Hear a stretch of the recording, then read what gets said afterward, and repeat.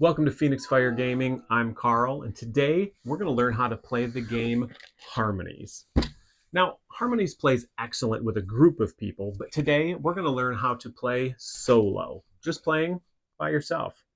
If you're already familiar with how to play Harmonies, learning the solo version of the game is very simple. You're only going to have to watch the first couple of minutes of this video. So I'm going to break this video into two parts. First, I'm going to go over the differences of solo play, both how to set up and how your turn order looks a little different. After that, I'll go over all of the rules in general, so you don't have to go watch another video just to learn how to play Harmonies. And in a solo game of Harmonies, you're simply trying to score the highest score possible without a bunch of other players messing up your plans. There's a little scale in the back of the rule book to compare your score against to see how well you did on that chart, or you can continue to just try to beat your highest score from all of your previous solo games. Of course, if you are interested in learning how to play Harmonies with a group of people, you can check out my other video that I've done where I go over Harmonies first group play. So, with that being said, let's jump into learning how to set up for a solo game. First, take out the central board and place it with the side that only has 3 places for landscape cubes face up. Then you're going to take 3 random landscape tokens from the pouch and put them on one of the 3 places, filling all 3 spots with 3 tokens each. Once you get all 3 places filled up, it's going to look like this. After shuffling this deck of black-backed animal cards, you're going to place only 3 cards face up in the middle of the table and leave the rest of the pile nearby as a draw pile. Also, get your animal cubes nearby, as we'll be needing those as well. Go ahead and take your personal board as well as your player aid card and place those face up on the table in front of you. You can play either on this tan-backed side or on this blue-backed side, the difference being how these water tokens are scored at the end of the game. So you can play on either side. The game also includes these white-backed animal cards, which are the Nature's Spirit cards. They give you additional opportunities to score points at the end of the game.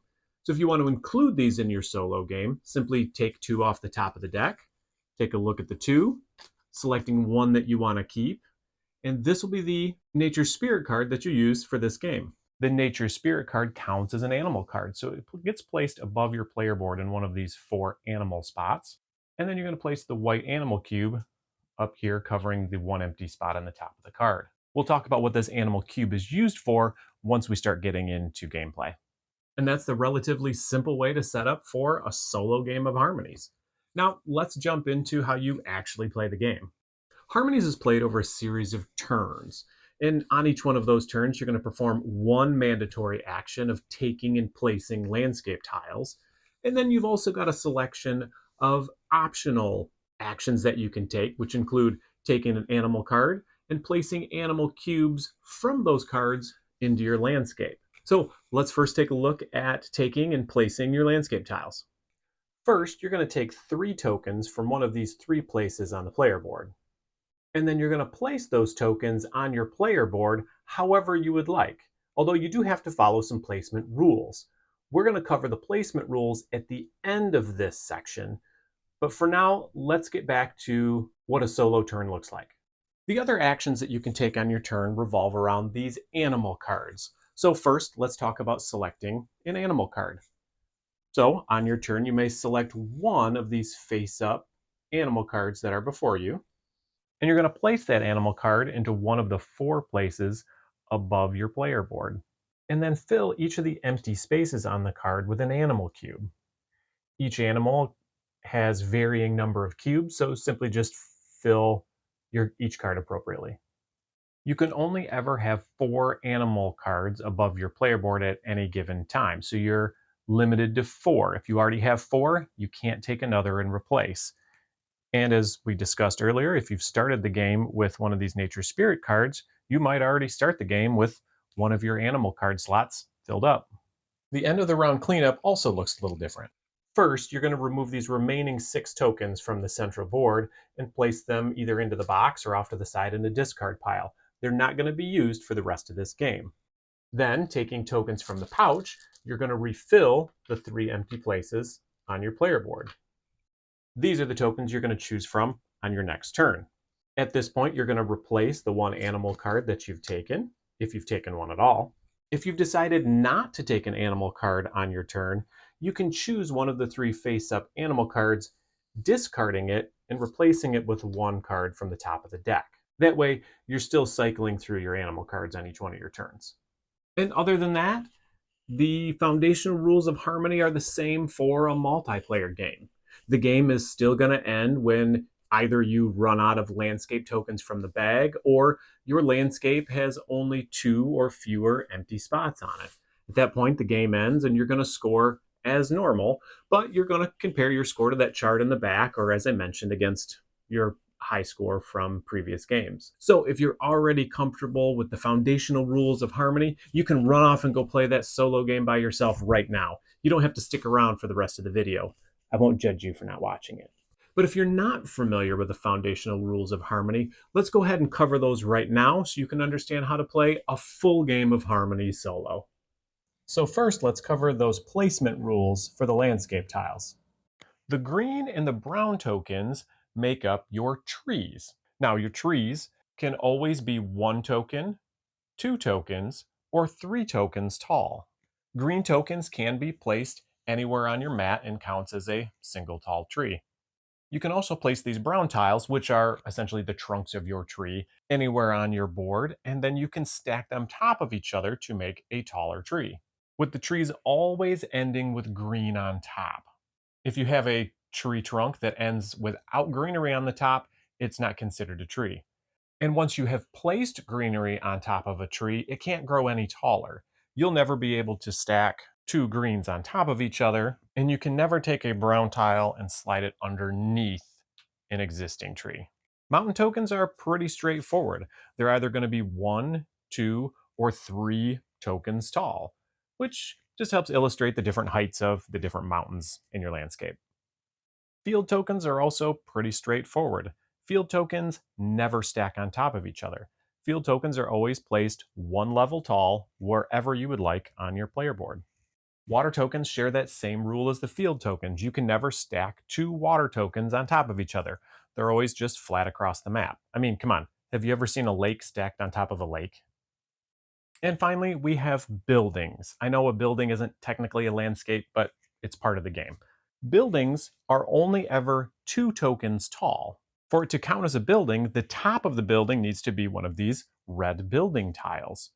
But the foundation of the building, or the base of the building, can either be a mountain, building, or wood tile. And I like to remember it this way. You would always build the foundation of a building on either stone or brick or wood. You'd never build a foundation of a house on grass or on water. It wouldn't be a house. That's a boat. If you ever need a reminder on the building rules, the rulebook has an excellent illustration on how it works, but you can also use your player aid card, which walks you through the scoring of each landscape, to remind you of the building guidelines. The last action that you can take on your turn is removing these animal cubes from the cards and placing them within your landscape in order to score points. You can do this multiple times on a turn from multiple animals. Your objective is to create these specific habitats on your player board to attract these animals so that you can play cubes from the animal cards inside of your landscape. Let me explain.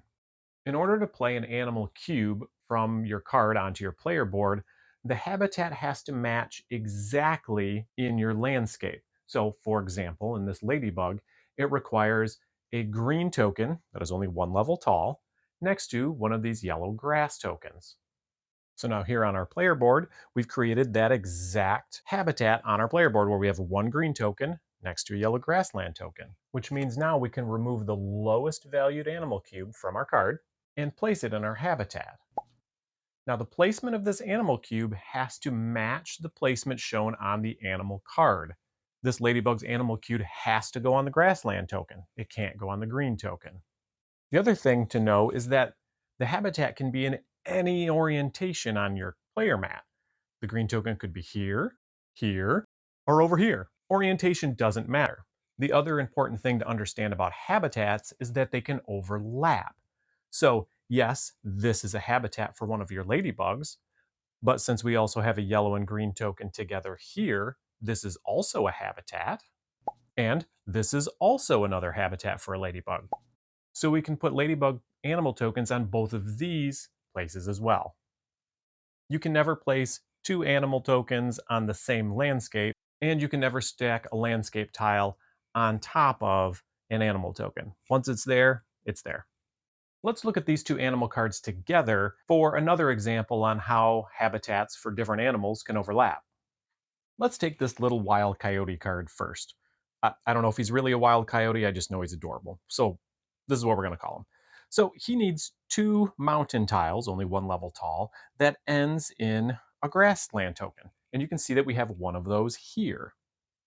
So we can put his animal token here on the last stone token as it is illustrated on the card. There are also two mountain tiles in a row ending in a grassland tile here. So this mountain tile could also get an animal token.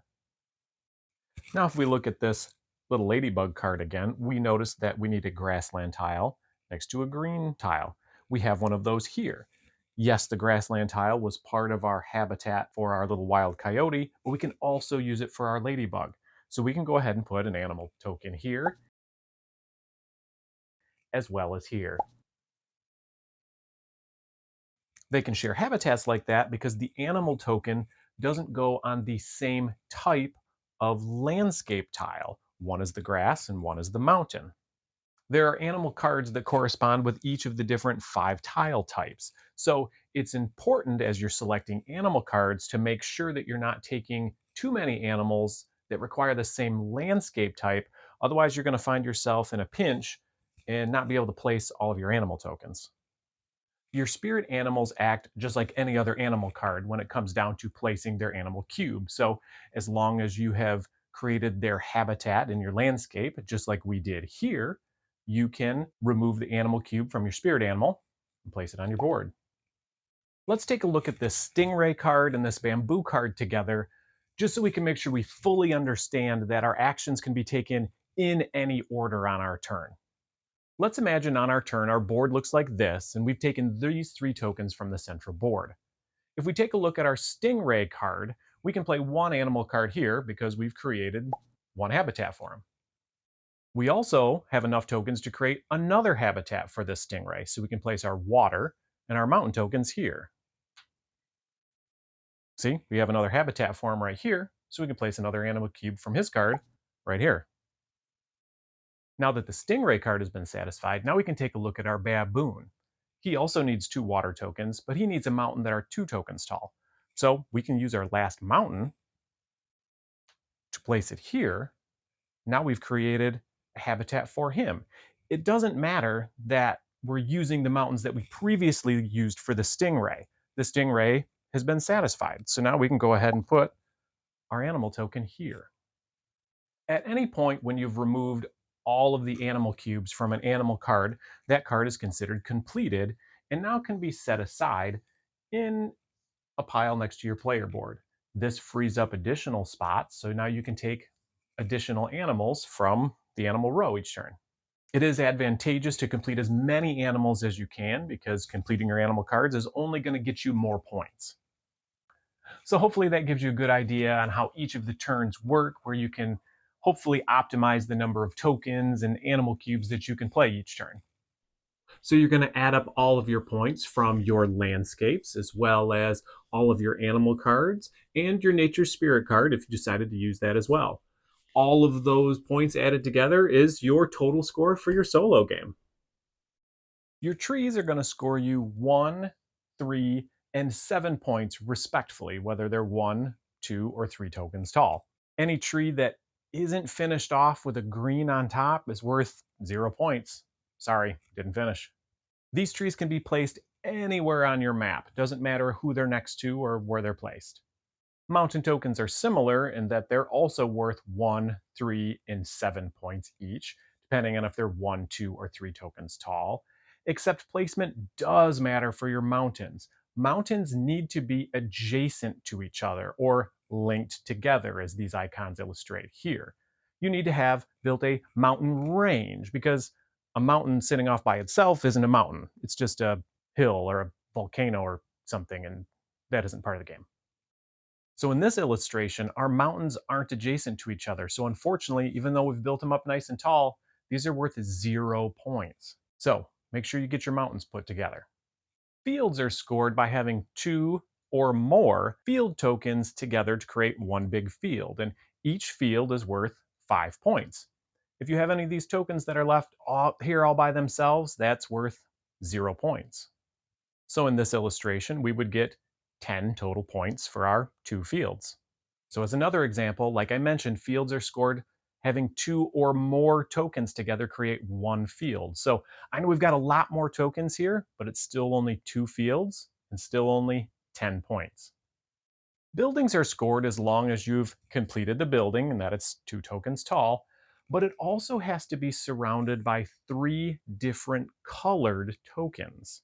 So if we take a look at this building, we can see that it's surrounded by water, another building, and a brown tree. Those are 3 different colors, even though our tree isn't completed. So this building scores you 5 points. This building here is surrounded by 4 colors, but it doesn't get us any more points. It's still only worth 5 points. And this last building here is surrounded by only 2 different colors, so 0 points for this building. And finally, the river. You're going to count only your longest river, not every river. So this little river doesn't count. And now when you score the river, you're going to count the number of tokens from beginning to end along its shortest path. So unfortunately, we're not able to include this water token in our count, as coming around the corner here is the shortest path. That gives us 5 water tokens in a row, which gives us 11 points. If you decided to play on the blue side of your board, only the river tokens are scored differently. In this instance, you're going to score based on the number of islands that you've created with your river. So longest river doesn't matter. We're counting the number of islands you've created or separated land masses. So in this example, you've got 1, 2, 3, 4 different land masses that have been divided. And you're going to get 5 points for each landmass. So here, this would be worth 20 points. It doesn't matter at all which type of other landscape tokens are all over your board. That's irrelevant to being able to score your water. Sometimes it's just easier to look at the board with all the other tokens removed. After that, we're going to score our animal cards, and here's how that works. You're going to add up the values of the highest emptied space on your animal card. You don't add all these values together, you're simply using the highest revealed value. There's no penalty for not removing any cubes from an animal card, you just don't get to score any points from it. And finally, if you've included the Natured Spirit cards into your game, you're going to score those last. Natured Spirit cards give you an additional way to score your landscapes. These don't replace how you score your landscapes, these are in addition to, so these are extra points. There are 2 different types of scoring methods on the Nature Spirit cards. There are these, which are going to give you points based on groups of landscapes. For instance, you'll get 2 points for every lonely field.